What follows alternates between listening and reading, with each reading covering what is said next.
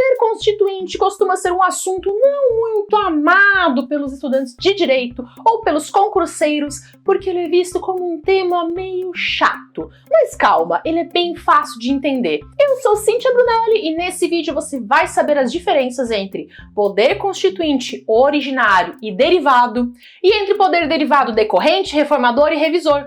Vou explicar também o que é poder constituinte difuso e as diferenças entre recepção, repristinação e desconstitucionalização. Vai ser uma aula que costuma durar 2 horas, condensada em vídeo de poucos minutos, e por isso eu te garanto que vai valer a pena ficar até o final. O poder constituinte é o poder de criar ou atualizar uma constituição. O titular do poder constituinte é o povo, mas o exercício do poder constituinte nem sempre é realizado diretamente pelo povo. Eu vou falar mais sobre isso ao longo do vídeo. O poder constituinte se subdivide em originário e derivado. O poder constituinte originário é o poder de criar uma constituição, seja ela a primeira ou mesmo uma nova constituição.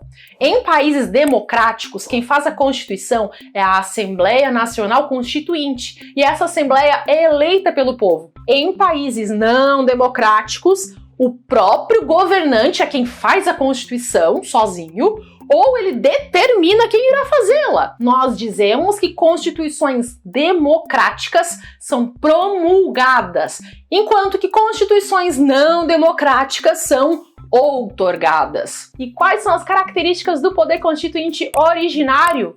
De forma resumida, o poder constituinte originário é inicial, porque ele dá início a uma nova ordem jurídica. Ele é ilimitado juridicamente, porque ele não precisa respeitar qualquer limite imposto pela Constituição anterior. Ele é incondicionado, porque não tem pré-condições. E ele é permanente ou latente, porque nada impede que a qualquer momento surja um novo movimento constitucionalista. A nossa atual Constituição foi promulgada em 1988 e não há garantias de que ela irá durar para sempre, pois sempre é possível haver o surgimento de uma nova Constituição. O poder constituinte originário pode ser de 2 espécies: histórico ou revolucionário.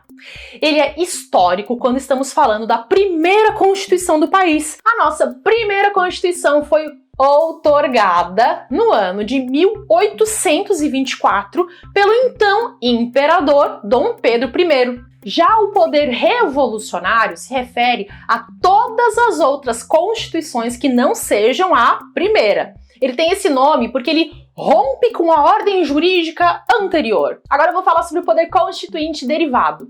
O poder derivado tem como características o de ser secundário, limitado, condicionado e subordinado. E tudo isso acontece porque ele deve obedecer às regras impostas pelo poder constituinte originário. As espécies de poder derivado são o poder derivado decorrente, reformador e revisor. Vou explicar cada uma. O poder constituinte derivado decorrente é o poder conferido aos Estados-membros para se organizarem por meio das suas constituições estaduais. A Constituição estadual deve sempre respeitar a Constituição Federal. Cada estado tem a sua própria Constituição estadual, criada pela Assembleia Legislativa. Já os municípios não têm poder decorrente, pois eles não são regidos por Constituição. Não existe Constituição municipal, e sim apenas lei orgânica. Essa lei orgânica deve respeitar o disposto na Constituição Federal e também na Constituição do seu estado. Agora vamos para o poder constituinte derivado reformador. O poder reformador é o que possibilita mudanças na Constituição por meio de emendas constitucionais. Para uma emenda constitucional ser aprovada, é preciso haver o quórum qualificado de aprovação de 3/5 de membros em 2 turnos de votação em cada casa do Congresso Nacional. Tanto a Câmara dos Deputados quanto o Senado Federal devem aprovar o conteúdo da emenda por 3/5 dos membros em 2 turnos em cada casa. Não é possível haver emendas constitucionais na vigência de intervenção federal, estado de defesa ou estado de sítio. Além disso, uma emenda constitucional não pode reduzir cláusula pétrea. A emenda pode ampliar direitos constantes em cláusula pétrea, mas jamais reduzir. Por fim, temos o poder constituinte derivado revisor. O poder revisor foi o poder para que o Congresso Nacional pudesse revisar o texto constitucional em uma revisão que seria realizada após 5 anos da promulgação da Constituição. Então, no ano de 1994, mais de 5 anos depois da promulgação da Constituição de 1988, foram feitas 6 emendas de revisão. Essa revisão foi feita pelo voto da maioria absoluta dos membros do Congresso Nacional em sessão unicameral, ou seja, deputados e senadores reunidos em uma única votação. A previsão para a realização dessa revisão constitucional consta no artigo 3º do ADCT, que é o Ato das Disposições Constitucionais Transitórias, e ela é considerada uma norma de eficácia exaurida, ou seja, a sua função já se esgotou, pois não pode haver novas emendas de revisão. Ok, já conversamos sobre poder constituinte originário e derivado, e agora eu vou explicar o que é o poder constituinte difuso. O poder constituinte difuso é um processo informal de mudança da Constituição que decorre da jurisprudência através daquilo que é conhecido como mutação constitucional. Na mutação constitucional não se mudam as palavras da Constituição, mas a sua interpretação de acordo com os fatores sociais, políticos e econômicos do atual momento. Exemplo de mutação constitucional foi o reconhecimento da união estável entre pessoas do mesmo gênero. No artigo 226 da Constituição consta que é reconhecida a união estável entre homem e mulher como entidade familiar. Mas veja que a nossa Constituição foi promulgada no ano de 1988 e naquela época o entendimento era outro. Diante disso, no ano de 2011, o Supremo Tribunal Federal entendeu que atualmente o conceito de união estável também abrange os casais homoafetivos, porque eles também formam uma entidade familiar e devem contar com a proteção do direito. Então o STF promoveu uma mutação constitucional. Aí talvez você me pergunte, mas Cíntia, por que fazer uma mutação constitucional e não fazer simplesmente uma emenda constitucional para realmente alterar o texto da Constituição? A resposta é a seguinte: uma emenda, como eu disse, depende da aprovação de 3/5 dos membros do Congresso Nacional em 2 turnos, nas 2 casas. É um processo dificultoso. E nem sempre os indivíduos eleitos para os cargos de deputados federais e senadores estão de fato comprometidos com o bem-estar e a evolução da sociedade. E seria injusto que os casais homoafetivos não tivessem a proteção jurídica da união estável por conta da desídia ou do preconceito de membros do Congresso Nacional. Então o STF agiu e fez aquilo que estava ao seu alcance, que era uma mutação constitucional, para conferir esses direitos. Entendeu? Agora eu vou falar sobre o que acontece quando surge uma nova Constituição. Vamos supor que hoje fosse promulgada uma Constituição totalmente nova. O que vai acontecer com as leis feitas anteriormente? A resposta é que se as leis anteriores forem compatíveis com a nova Constituição, elas serão recepcionadas. Haverá um fenômeno chamado recepção. Cada lei será avaliada. Se ela for compatível com a nova Constituição, ela será recepcionada. E se ela for incompatível, ela será revogada por ausência de recepção.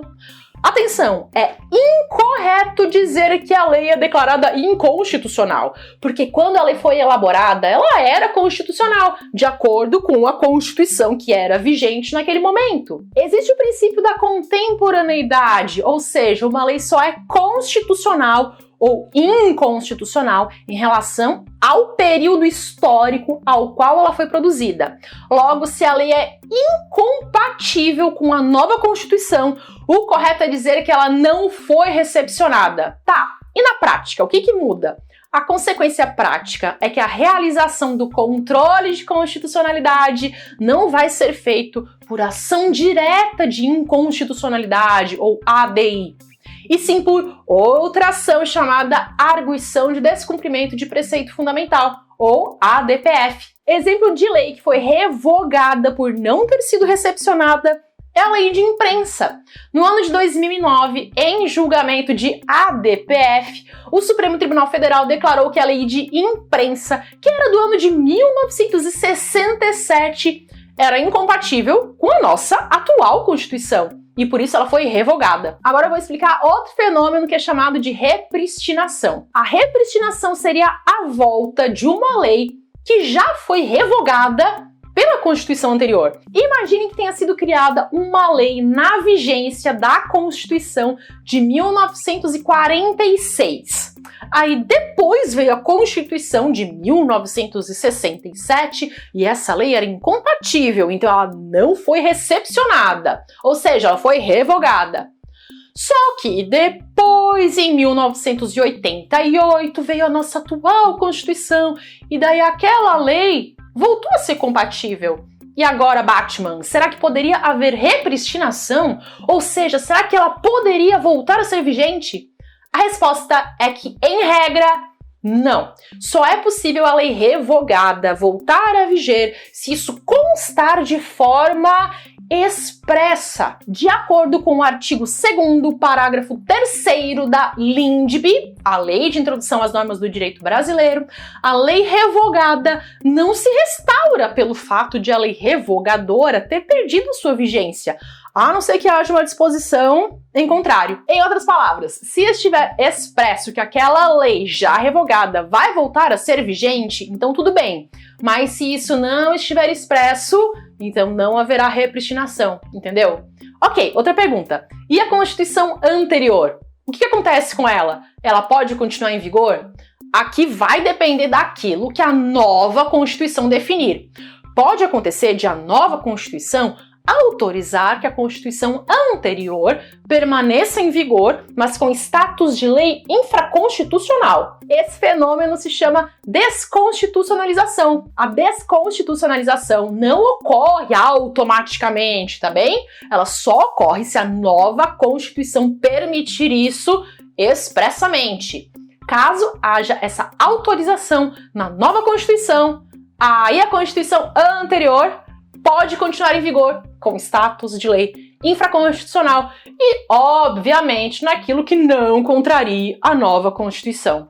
Gente, como eu já disse em outros vídeos, o meu próximo livro vai ser sobre direito constitucional, mas não vai ser uma doutrina tradicional, vai ser algo bem à minha cara e bem do meu jeito. Simples, fácil de entender, bem direto ao ponto, do jeitinho como você já conhece. Eu já estou escrevendo esse livro e eu quero que fique pronto o quanto antes para poder te ajudar a estudar o mais rápido possível, tá bem? Quando ele estiver pronto, ele vai estar à venda no meu site. E, aliás, se você não conhece o meu site, te convido a conhecer. É sempre um prazer estar aqui na sua companhia. Se você gostou desse vídeo, não esqueça de deixar o seu like e um comentário, porque isso me ajuda muito. Te desejo bons estudos para alcançar todos os seus sonhos. Até!